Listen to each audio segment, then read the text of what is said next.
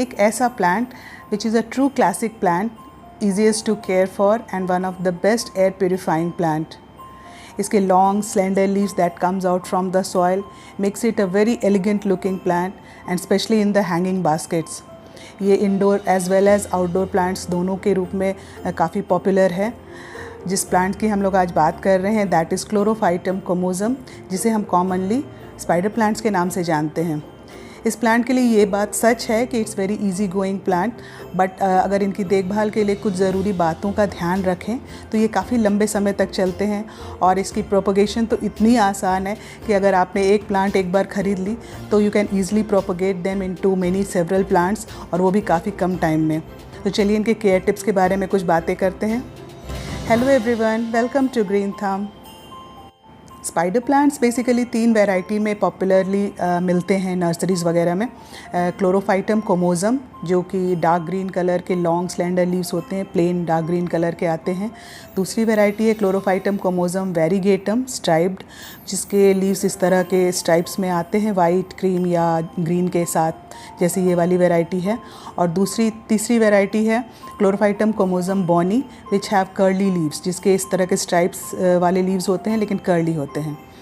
Spider plants के बारे में एक बहुत ही इम्पॉर्टेंट टिप, इनके जो रूट्स होते हैं वो ट्यूबरस रूट्स होते हैं and they go quite deep into the soil. तो इन्हें पॉट करते समय इस बात का ध्यान रखें कि उनके जो रूट्स हैं काफ़ी नीचे जाते हैं, तो उन्हें एक ऐसा थोड़ा गहरा पॉट दें ताकि ईज़िली उनके रूट्स स्प्रेड आउट हो सकें और इन्हें बार बार रिपॉट करने की ज़रूरत ना पड़े।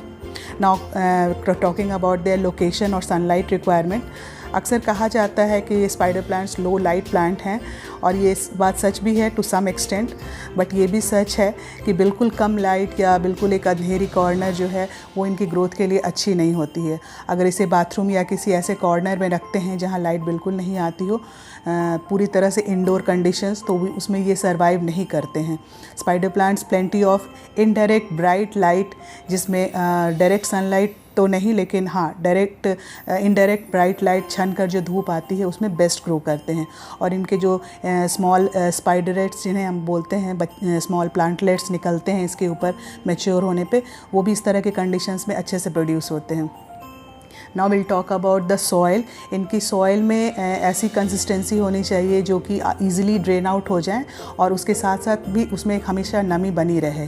तो सैंड और कंपोस्ट रिच सॉइल जो है जनरली इनके लिए बहुत अच्छी होती है। So make a mix of equal quantities of soil, sand, cocopeat and compost, and that is very good for these plants, क्योंकि उससे क्या होता है वो ड्रेन आउट भी हो जाती है, पानी इसमें से अच्छे से पानी रुक के नहीं रहती है, और at the same time soil जो है एक नमी भी बना के रखती है। Now will talk about the water requirements. Spring और समर में जब इनका एक्टिव ग्रोइंग सीज़न होता है तो सॉइल को इवनली मॉइस्ट रखें। इन सीजन्स में रेगुलर पानी दें, chlorine free water, as these plants are very sensitive to chlorine. तो टैप वाटर में जनरली इसमें जो क्लोरीन काफ़ी रहती है, तो मेजरली इनके ब्राउनिंग टिप्स का कारण वही होता है, इसलिए 24 आवर्स तक रखी हुई पानी या फिर फिल्टर्ड वाटर ही दे प्रेफरेबली, तो वो अच्छा होता है। समर्स में इन पर स्टार शेप के ये इस तरह के वाइट फ्लावर्स निकल कर आते हैं on the long runners from the base of the soil, और ये जो फ्लावर्स हैं वही on maturity new baby plants, spider plants बनाते हैं, जिन्हें हम स्पाइडरेट्स या पप्स भी बोलते हैं। तो इन्हें जब फ्लावर्स आते हैं तो उन्हें मैच्योर होने देना चाहिए, so that they convert to इस तरह के काफ़ी सुंदर गुच्छों में बनकर बड़े हो जाते हैं। And don't remove the spiderettes very soon. इन पर छोटे छोटे स्टार्टर रूट्स बनने देना चाहिए, उसके बाद फिर इन्हें प्रोपगेशन के लिए यूज़ कर सकते हैं, तो वो बहुत ईजिली रूट्स बना सकते हैं फिर उसके बाद। उसके अलावा इनमें प्रोपगेशन के लिए, जैसे मैंने आपको शुरू में बताया था, चूँकि ये ट्यूबरस रूट्स होते हैं, तो ट्यूबर्स जो हैं ये इस तरह से क्लस्टर्स में लीव्स को निकालते हैं। तो आप इन्हें सेपरेट करने के लिए, जब इन्हें प्रोपगेट करने का हो तो उसे निकाल कर बाहर और रूट्स को अलग कर सकते हैं। इस तरह से क्लस्टर्स में अलग अलग जितने भी ट्यूबर्स होंगे वो सभी एक नया प्लांट बना सकते हैं। So you can see it's so very easy to propagate these plants. मैं आपको आगे और बताऊंगी मेथड कैसे इसे प्रोपगेट किया जाता है कई तरीक़ों से। Not talking about their pruning, थोड़ी इनके जो लीव्स होते हैं वो ड्राई हो जाते हैं या सूख जाते हैं। नीचे के अगर बेस पे लीव्स इस तरह के ड्राई हो रहे हैं तो कोई टेंशन की बात नहीं है, क्योंकि ये नॉर्मल इनका पुराना जो लीव्स हो जाता है वो निकाल के ऐसे हटा देना चाहिए उसे। लेकिन अगर ऊपर के टिप्स जो हैं वो रेगुलरली ब्राउन हो रहे हैं तो that could be a reason because of over watering और अंडर वाटरिंग, तो उसे ध्यान देना चाहिए। और मैंने जैसे बताया क्लोरीन रिच पानी के कारण भी इस तरह के ब्राउनिंग टिप्स के हो जाते हैं। स्पाइडर प्लांट्स को ह्यूमिडिटी बहुत पसंद है, तो इन्हें समर मंथ्स में especially time to time misting इनके करते रहनी चाहिए, या फिर इन्हें बाथरूम में कभी कभी 1-2 दिन के लिए रख दें हैंग करके, तो उससे भी इन्हें ह्यूमिडिटी मिलती रहती है। फर्टिलाइज़र वीक में एक बार समर या एक्टिवली ग्रोइंग सीजन में करें। नॉर्मल हाउस प्लांट फर्टिलाइज़र से प्रेफरेबली ऑर्गेनिक फर्टिलाइज़र दें तो बहुत अच्छा होता है। तो चलिए अब हम लोग कुछ बातें करते हैं प्रोपगेशन के कुछ तरीक़ों की। जैसे मैंने आपको शुरू में बताया था किस तरह के जब क्लस्टर्स में स्पाइडर्स निकल जाते हैं तो उन्हें आप 3 तरीक़ों से प्रोपगेट कर सकते हैं।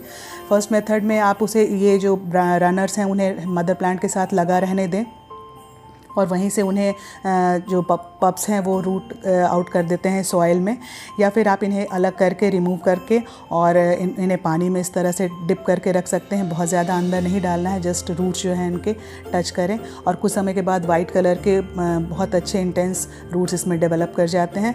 और you can also put these babies into the soil, छोटे छोटे पॉट्स में इन्हें अलग अलग लगा सकते हैं इस तरह से, जैसे मैंने ये लगाया हुआ है। और ये कुछ ही समय में इतनी तेज़ी से काफ़ी नए इसमें क्लस्टर्स में लीव्स निकल कर बाहर आते हैं और ट्यूबर्स जो हैं इनके स्प्रेड आउट करते हैं। So you can see these are some of the easiest methods of propagation of this plant. Please do share with me which method you find best to propagate in the comment section, and make a macrame hanging planter for your spider plant जिसमें ये hang करके काफ़ी सुंदर दिखते हैं।